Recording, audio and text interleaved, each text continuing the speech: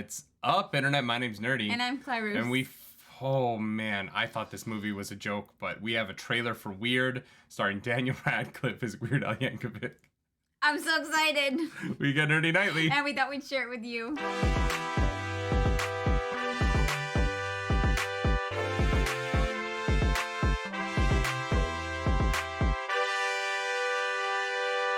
That is right. I've already said everything that can be said, so.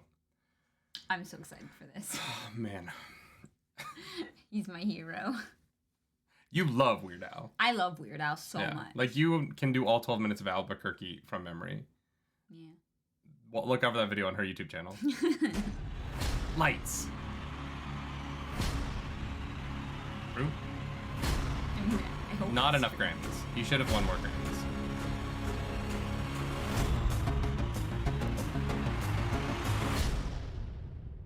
Hope you guys are ready for this. Like a surgeon, cutting for the very first time. Sometimes too speed. Like a surgeon, Anyone got an accordion? like a surgeon. Hey, cutting for the very. What can I say? I'm full of surprises. I can hear your heartbeat. I'm guessing that was on times 2 speed. I think it was. I think that was on times... No, 1.5. 1.5 speed. 1.5. Maybe we won't get demonetized, though, because it was on 1.5 Because speed. it was but we'll fast. catch it. You know what? Actually, maybe. All right, so not much... It's a teaser. It's Yeah. a teaser, to be fair. Mm-hmm. I love it. Anyone got an accordion? That's the moment that makes you think this might work. Uh-huh. The anyone got an accordion moment is a moment where I'm like, okay, this is going to be, like, surrealist in a way. It's not... Yeah. It kind of gave me Napoleon Dynamite vibes. Because of the hair? But I don't... Well, but also the, like... The way the accordions came into frame, like the way it's shot, it's kind of awkward. Yeah. I don't know if Weird Al has ever done anything seriously. That's fair. So, yeah, this is definitely going to be taking the piss, just like everything else he's ever done. I think what's weird to me about Daniel Radcliffe as Weird Al is that he actually looks great. Mm-hmm. I've always thought of Weird Al as being like a weirdly, not weirdly in a bad way, but just like a very lanky man. Mm-hmm. And Daniel Radcliffe just is so small Yeah. in all of these scenes. What is Weird Al's height? Do you know? No, I don't know. Weird But I don't Al. think that they're, like, I don't think they cast him for, like, body type. You know what I mean? Oh, no, 100%. I get that. But like Weird Al gives off a certain, he's 1.83 meters. That is not helpful. He's 6 feet tall. Yeah. Okay, and then Daniel Radcliffe's height. Sorry, this is like Daniel Radcliffe is, like, 5'7", I think.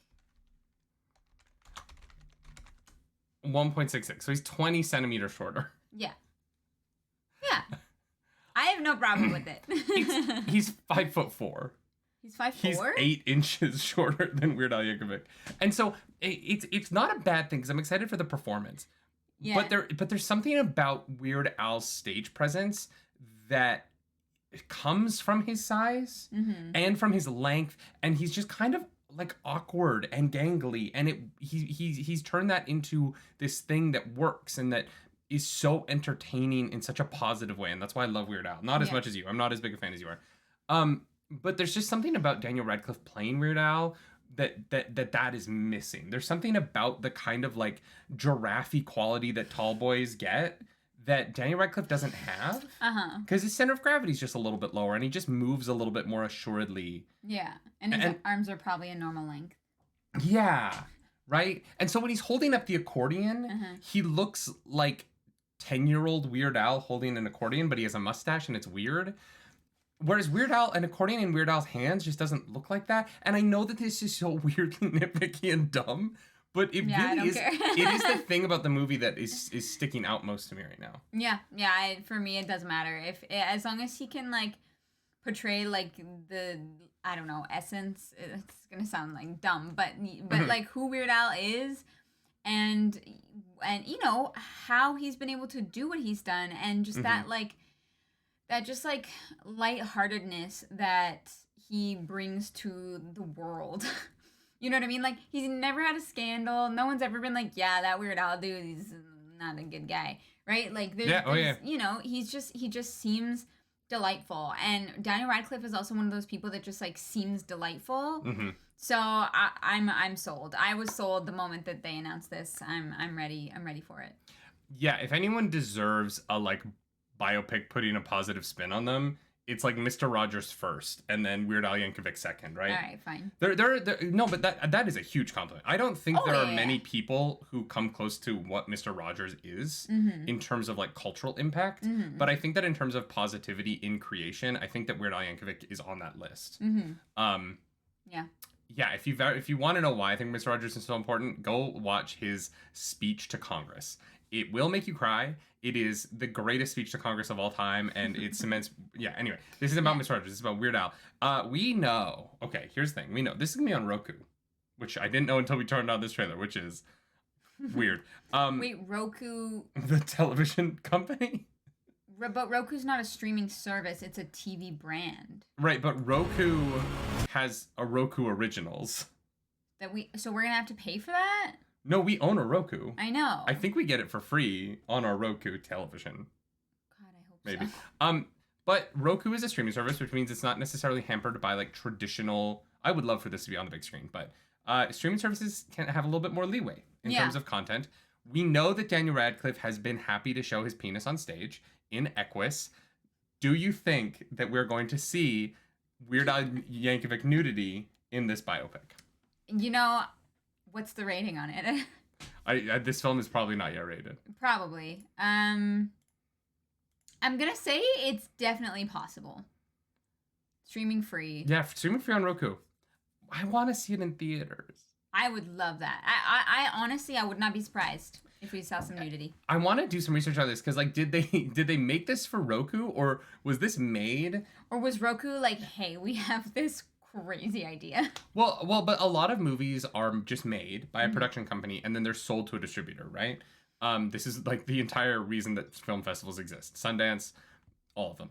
I'm kind of worried that this was shipped around and everyone saw it and was like, we're good. And then Roku was the one who bought it. And what that might mean for the quality of the film. Now, if Roku made the movie, totally different story. But if this is like, if nobody else wanted it and Roku's the one that bought it, I want to see it even more because I'm curious. But yeah, there's a lot of names involved for a Roku original, and I think that that's weird. I'm excited. Does Roku have the money to produce a multi-million-dollar movie? Like, I don't know. We're gonna find out. I guess I bought their TV, so. Yeah, you did. We'll see in this fall. If you like this video, like and subscribe to the channel. If you don't, that's fine. We totally understand. Hit the dislike button. You can't see it, but we can, and I promise you, we will cry. We totally look at it. Yeah. All the time. Yeah, we pay very close attention. Even though YouTube keeps making it harder and harder to find how many dislikes you have on your videos. Because they don't show you the number anymore. They've gotten rid of the number. You get a ratio, though. And so if you take the ratio plus the number of likes that are public, then you can do math and figure out how many dislikes you have. Oh my god. Yeah. You can also leave me comments down below because the algorithm god is hungry and we must feed her. You can follow us around the internet. I'm at Nerdy Nightly. I'm at Claris Polaris. Yes, you should definitely follow her. Don't follow me. I'm a troll who lives under a bridge and it is expensive to cross that bridge. Come watch me sing Albuquerque. Albuquerque.